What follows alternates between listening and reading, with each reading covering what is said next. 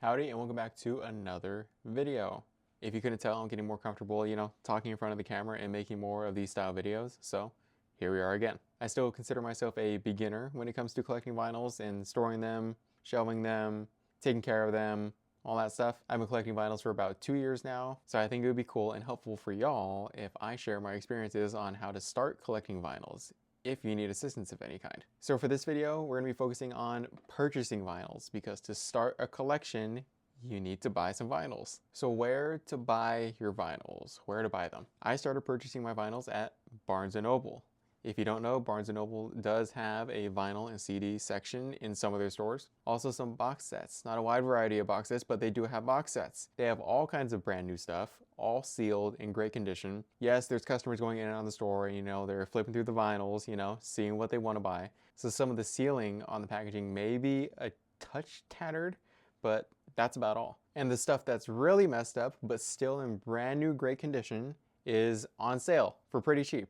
And box sets too. The small amount of box sets they do have at Barnes & Nobles, they're pretty pricey because they're box sets. But the same thing with the used or damaged vinyls, they also have used and damaged box sets. For example, this box set, Lady Gaga's Love for Sale, was 75% off, brand new in Barnes & Nobles. Really, there was no damage to it at all. The sealing was in great condition. I have no idea why it was on sale for 75% off, but it was, so I got it. So compared to however much this was at the time, maybe 125, maybe 130 bucks for the box set, I ended up paying maybe about 35 to 40 something dollars after tax, which is incredible for a full box set, especially if you really like the artist. It's definitely worth it. So yeah, Barnes & Noble is a great move for box sets, vinyls and CDs. Most of it's brand new. I would start there. Another option is to go directly to your artist website, the artist whose albums that you're wanting to buy CDs, vinyls, or box sets from. Very, very, very rarely does an artist put used items on their website for sale. 99.9% of the time, you are getting brand new items unless stated otherwise. So Barnes & Noble, artist websites, those are two great options for getting brand new copies of your CDs, vinyls, and box sets. Discogs, a website where sellers can put up their box sets, vinyls, CDs, cassettes, what have you, online for sale no matter the condition. Very used and in poor condition, and very brand new and in incredible mint condition. I just recently bought a couple vinyls on there that said they were mint condition, and they were. Brand new mint condition vinyls that look incredible for their release date. Also, when you're looking on a seller's page for vinyls that they have that you want, look at their reviews. It shows on their profile how many reviews they have and what their star rating is out of 5. So Discogs, third option. They do sell used stuff, they sell brand new stuff.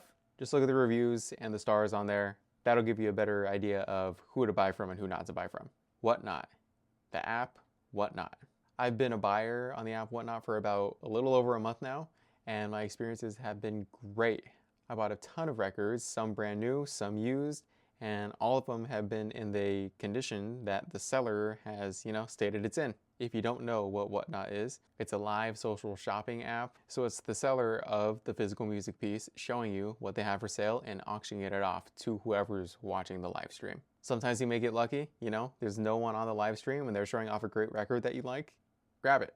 And sometimes you'll end up in a bidding war with about 20, 30, 40 other people on the live stream trying to get the same record you want. It's been a super positive experience for me on the app so far, and my favorite seller right now is Rutland Records. On a consistent basis, he is the one that I am watching the most. He is insanely knowledgeable about all the music that he's selling. Some of it does come from his personal collection that he decides to sell, and some of it he's buying brand new just to sell to the live stream. There is a lot of other people selling vinyls and CDs on Whatnot. So really I would just take your time, see who you want to buy from, who has the stuff in best condition. But my recommendation would be Rutland Records on Whatnot. Rutland Records does have a Discogs store as well that has, I think, over 10,000 records on it. So that for sure will go in the description of this video. A very great seller on Whatnot and Discogs. I'm looking at how long the recording's been going on, and it looks like it's been going on for a pretty good minute, about where to buy the vinyls and CDs and box sets. Barnes & Nobles, Discogs, Whatnot, and directly from the artist website. Where to buy your physical music piece is one thing. How to choose what you buy is another thing. For me, I only buy albums, CDs, box sets from artists and albums that I know and love. I don't really go out of my way too often to buy vinyls and CDs and stuff from artists that make albums that I'm really not aware of, because I don't really plan on selling my collection anytime soon. So it's all for me.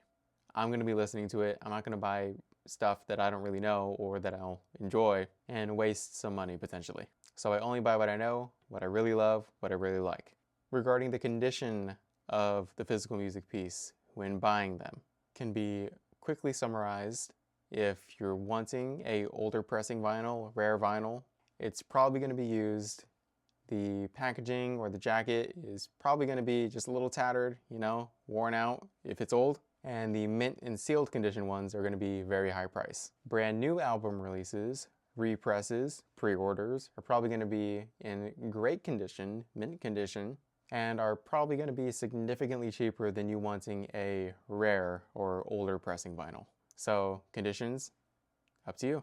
Pricing specifically can be, you know, from garage sales, people just trying to get rid of vinyls for free, a couple dollars, to extremely rare vinyls that go for thousands of dollars. If you are buying vinyls, for example, from an artist website, you're getting a fair price. You're getting the market price for that vinyl. Whether it's a new release or a pre-order, you're getting the market price. Things get a bit tricky when you're trying to buy used vinyls from someone, whether it is on Whatnot or Discogs. That's when you need to do your research and try to find the true price of what that album's worth. Some people try to upsell you, and some people will very much undervalue the rare vinyl that they're trying to sell. So pricing, yeah, it varies. But yeah, don't get scammed. Do your research. So I'm pretty sure I've gone over the main things that need to be gone over when purchasing vinyls: where to buy them, how to choose what you buy, the pricing, and the conditions of the stuff you're buying.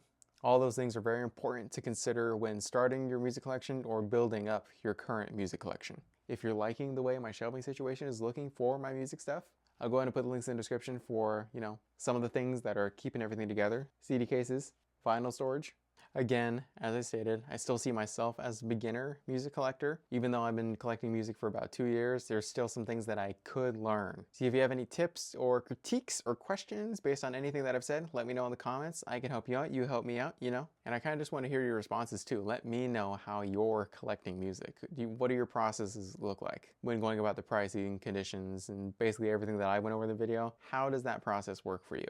So yeah, let me know in the comments. Again, another talking directly to the camera type of video going on here. And yeah, that's it.